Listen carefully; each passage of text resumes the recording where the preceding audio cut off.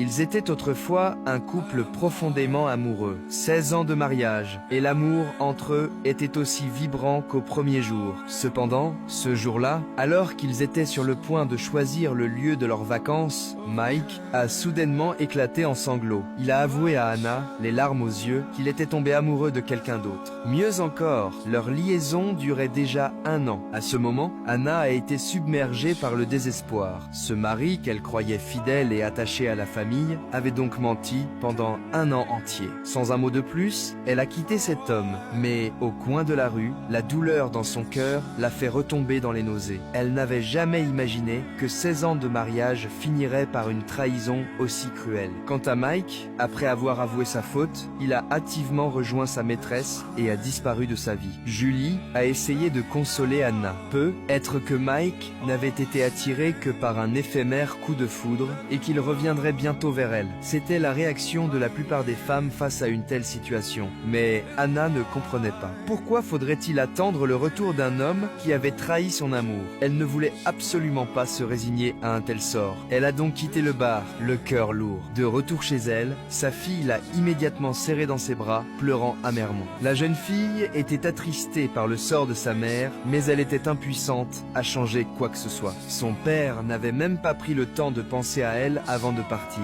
Les paroles de sa fille ont transpercé le cœur d'Anna. C'était bien l'homme qui avait commis l'erreur, mais ce sont les femmes qui devaient payer le prix. Tous ses amis ne faisaient que lui dire de lâcher prise. Dans l'impossibilité de supporter cette douleur, Anna a décidé de consulter un psychologue. Mais ce qu'elle n'avait pas prévu, c'est que la première phrase du médecin fut « Avez-vous déjà essayé de sortir avec quelqu'un d'autre ?» Puis, il a posé sa main sur celle d'Anna. Anna a été terrifiée. Elle était venue ici pour chercher de l'aide, pas pour subir des avances aussi déplacées. Elle ne pouvait pas supporter la vulgarité de ce psychologue et a donc quitté le cabinet aussitôt. De retour chez elle, elle a retombé dans le néant de la douleur. Elle a sorti un par un les objets de son mari et les a jetés à la poubelle, espérant apaiser la souffrance qui la dévorait de l'intérieur. Pour aider Anna à sortir de sa tristesse, Julie lui a organisé un rendez-vous galant. Pour ne pas décevoir l'amitié de sa copine, Anna a accepté. Mais à peine était-elle entrée en conversation avec cet homme qu'elle a refusé de le revoir.